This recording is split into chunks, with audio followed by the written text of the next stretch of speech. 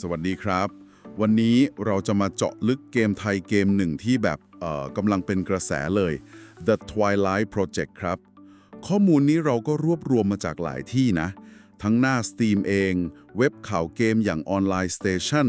This is Game Thailand Metal Bridge ก็มีแล้วก็มีบทวิเคราะห์จาก Nicholas Notes ด้วยรวมถึงกระแสในโซเชียลมีเดียอย่าง TikTok หรือ Teaser ใน YouTube ครับเป้าหมายวันนี้คืออยากจะมาดูกันว่าอะไรที่ทำให้เกมนี้น่าสนใจจริงๆตั้งแต่คอนเซปต์กลไกการเล่นวัฒนธรรมไทยที่ใส่เข้ามาแล้วก็ความคาดหวังของผู้เล่นด้วยอืมใช่ค่ะ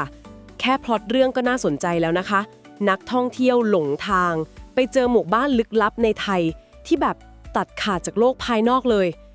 แล้วพอตกกลางคืนทุกอย่างเปลี่ยนไปหมดมีสิ่งมีชีวิตแปลกๆโผล่มา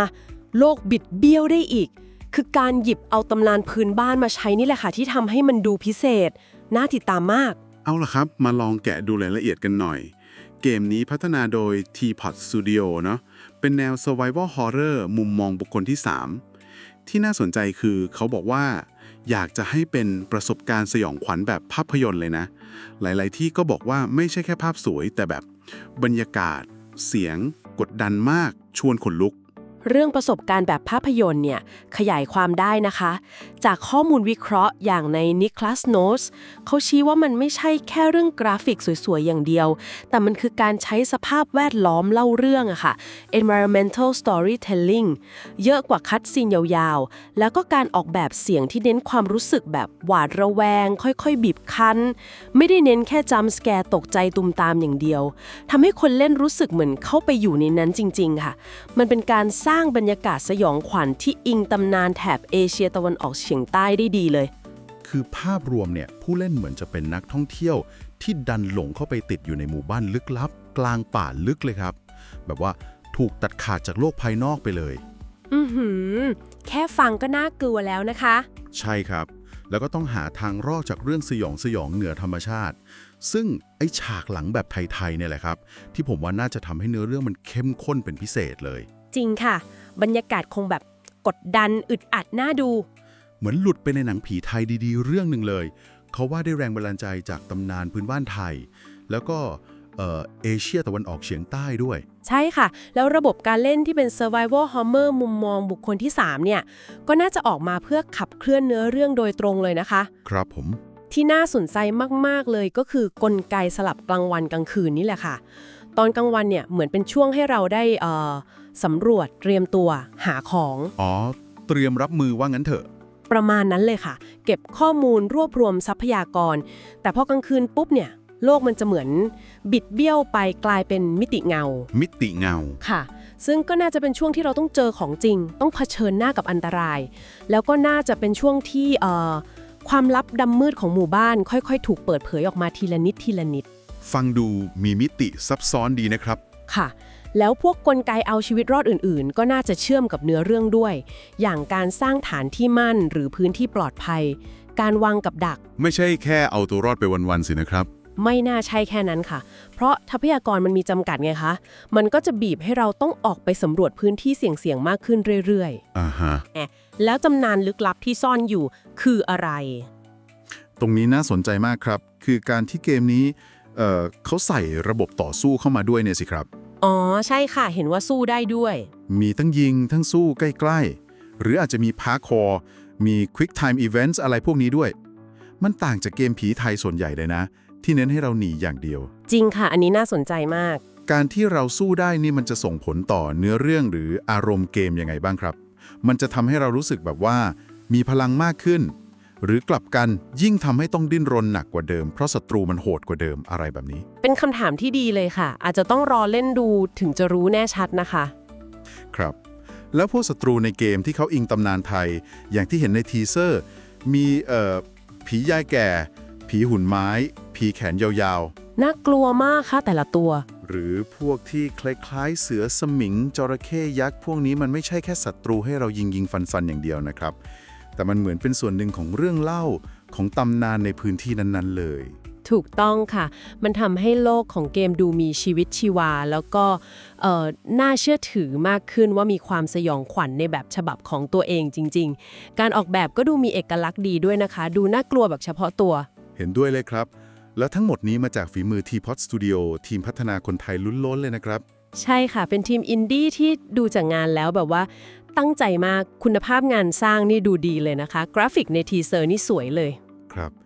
ดูจากสเปคคอมที่ต้องการก็ค่อนข้างสูงอยู่เหมือนกัน นั่นสิคะ แสดงว่าเขาเน้นคุณภาพกราฟิกจริงๆ ถ้ามองในภาพรวมเนี่ยนี่เหมือนเป็นการนำเสนอเรื่องราวบรรยากาศสยองขวัญแบบไทยๆของเราไปสู่เวทีโลกด้วยมาตรฐานการผลิตที่ไม่ธรรมดาเลย การมีคำเตือนเรื่อง Major Content พวกความรุนแรง เลือดภาพรบกวนจิตใจ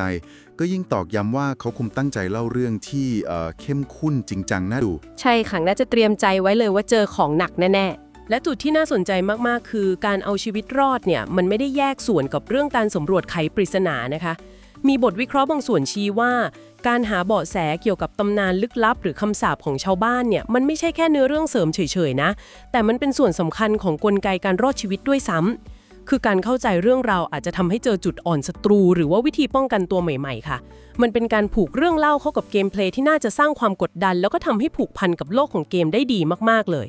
การหยิบเอาตำนานความเชื่อพื้นบ้านไทยมาใช้แบบนี้มันส่งผลต่อความรู้สึกกลัวที่ต่างออกไปไหมครับ เทียบกับเกมสยองขวัญฝั่งตะวันตก เป็นประเด็นที่ดีมากค่ะ การใช้ตำนานพื้นบ้านไทยไม่ว่าจะเป็นเรื่องผีเรื่องคำสาปอะไรพวกนี้มันสร้างความรู้สึกที่แบบใกล้ตัวแล้วก็สมจริงสำหรับคนเล่นในบ้านเราได้มากกว่า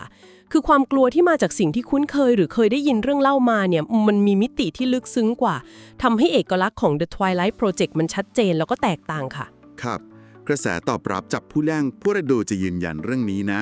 โดยเฉพาะใน TikTok นี่เห็นคนพูดถึงเยอะมาก ชมทั้งภาพทั้งบรรยากาศ หลายคนบอกว่าดูดีจนนึกว่าเกมต่างประเทศเลย แล้วคอมเมนต์ส่วนใหญ่ก็คือ รอชมสตรีมเมอร์ดังๆ อย่างพี่เอก HRK หรือลุงไนท์เล่นกันเต็มไปหมดเลย ใช่ค่ะ กระแสดีมากจริงๆ ซึ่งมันก็สะท้อนความคาดหวังที่สูงมากของผู้เล่นที่มีต่อเกมนี้ แต่ในขณะเดียวกันแหล่งข้อมูลบางส่วนก็ตั้งข้อสังเกตนะคะว่า ความคาดหวังที่สูงมากๆเนี่ยก็อาจจะสร้างแรงกดดันให้ Tipo Studio ซึ่งเป็นทีมอินดี้เหมือนกันว่าจะสามารถขัดเกลาเกมออกมาได้สมบูรณ์แบบที่ทุกคนรอคอยหรือเปล่า ก็ถือเป็นความท้าทายที่น่าจับตาดูค่ะ โอเคครับ งั้นเรามาสรุปประเด็นสำคัญจากการเจาะลึก The Twilight Project ในวันนี้กันนะครับ อย่างแรกเลยคือ เอกลักษณ์ที่โดดเด่นจากการผสมผสานความสยองขวัญเข้ากับตำนานพื้นบ้านไทย โดย Teapot Studio 2. คือกลไกหลักอย่างมิติสลับกลางวันกลางคืน ที่สร้างความแตกต่างในรูปแบบการเล่น ระหว่างสำรวจวางแผน กับเอาชีวิตรอดต่อสู้ในมิติเงา 3. คือการประสานระบบการเล่นที่หลากหลาย ทั้งเอาชีวิตรอดแบบมีป้องกันฐาน การสำรวจโลกเปิด แล้วก็การไขปริศนาที่ผูกกับเนื้อเรื่องและตำนาน และสุดท้ายก็คือกระแสตอบรับที่แรงมาก ความคาดหวังที่สูงจากทั้งผู้เล่นสตรีมเมอร์ซึ่งก็บอกถึงศักยภาพของเกมได้ดี ค่ะ